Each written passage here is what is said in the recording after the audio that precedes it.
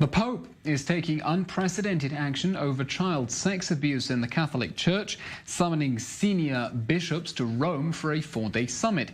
It comes as Pope Francis has been personally accused of a cover-up, a cardinal accusing him of knowing about allegations against one churchman and doing nothing. The invitation for February comes just before the Pope meets leading American bishops, demanding a full investigation into why a colleague, the former Archbishop of Washington, got to the top despite allegations of child molestation. Well, joining us now is Chris Templeton, who says he was abused by a Catholic clergyman. He's also joined from Savannah, Georgia, by his attorney, Mark Tate. Thank you very much for joining us. Chris, if you feel that you are able to discuss with us, what happened to you? I was abused by a priest when I was in the 8th grade in Savannah, Georgia, 1987 to 1988. I was molested by a priest by the name of Waylon Brown, and for over a 10-month period when I was in the 8th grade. And from your experience, going through the various legal proceedings, have you felt that other members of the church have been willing to cooperate in the investigation, or is your sense that they're all standing around their colleagues? Absolutely not. They are standing around and standing by their colleagues. I don't feel we got any support from any of the officials in the Catholic Church. Matter of fact, I left about 78 voicemails for the enunciate in Washington, D.C., sent him about 62 letters, and I think I left I think it was 82 emails, and I never got a single response. Got no help from the bishop here in Savannah, Georgia, Bishop Hartmeyer. Definitely no help from their attorney, Joseph Brennan. Really had no help from any of them. Mark, from this silence from the direction of the church, how high up and how widespread do you understand this conspiracy of silence and cover-up to be? Well, you got to understand that when Chris came to us to start exploring avenues for recovery for him, we had a difficult road because this had happened so long ago, and so we had to understand where we could bring this lawsuit given his exposure, and we found out that we could actually make a credible claim for recovered memory in the state of South Carolina, where sadly Chris was also abused, which is a mere 18 miles from Savannah.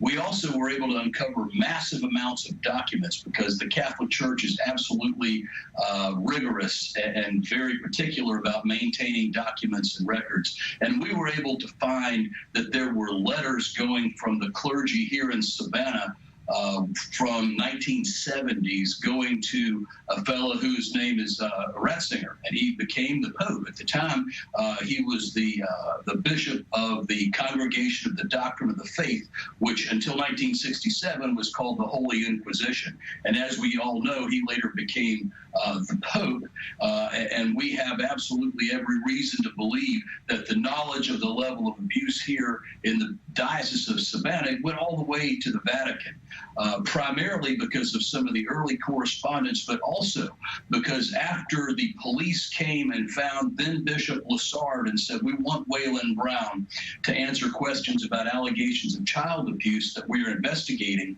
that then Bishop Lessard hid Waylon Brown from the authorities with the assistance of still in good standing lawyer Joseph Brennan here in Savannah, Georgia, and helped him hide that priest. And at that time, the Bishop Lessard advised law enforcement that Bishop Lessard had been recalled by the Vatican to Germany. Sadly, he was not recalled by the Vatican and instead was allowed to go up to a place called St. Luke's in Maryland, which at the time was a pedophile rehab center for wayward priests and bishops. After he completed a year's tour of duty there, he was reassigned to Savannah. There was yet another meeting by Lessard and civil lawyer Joseph Brennan, and they decided that it would be a great idea to put Waylon Brown at the St. James Rectory, specifically noting that the proximity of the St. James Rectory to St. James Middle School might cause Waylon Brown's problems to reemerge. Mark, I mean, truly extraordinary developments that you're describing. And Chris, I have to ask you from a personal perspective, having grown up in the Catholic Church, what gave you the impression and the sense that these priests felt they could get away with these atrocious crimes? You mean when I was a child? Yes.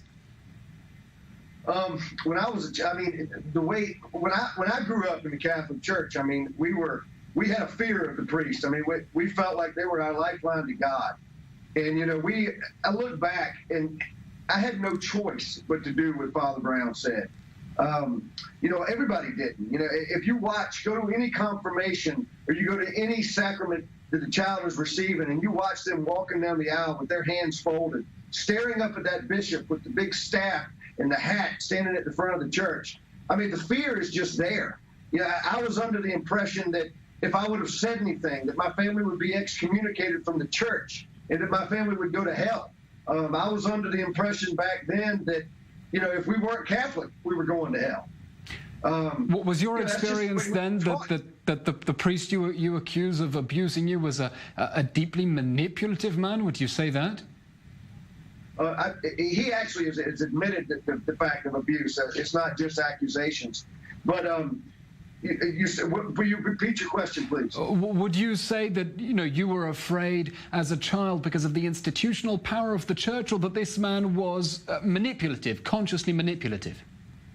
Absolutely both. But the power of the institution, I believe, is what made me scared of him, which gave him the intimidating factor. He would make us say confession after every time he abused me. He never raped me without having his collar on. You know, it was just simply terrible. He abused and raped people in the 70s in Savannah, Georgia. And in the depositions, we have the list of the 7 families that were paid off. They moved him to a different church in the diocese in the state of Georgia. There's 2 dioceses, Atlanta and Savannah. And they moved him to a different city, and he abused again. And they moved him to another city, and he abused again. And then, as Mark said, briefly, please, looking forward, when you see Pope Francis calling these bishops to Rome, what do you expect the Catholic Church to do in order to root out this problem? I mean, nothing will make up for the abuse that was committed, but what should they do henceforth? You know, from a legal standpoint, I think that what I would say is that what the Catholic Church needs to understand is that if there was another institution on the planet that had this depth of a problem, that it would have been wiped from the face of the earth. And that if they're going to try to gain back any honor or respect or power that they had, there's going to have to be a realization and an acknowledgement that what's wrong in this church is that ordinary human beings are put in positions of power that they can't handle.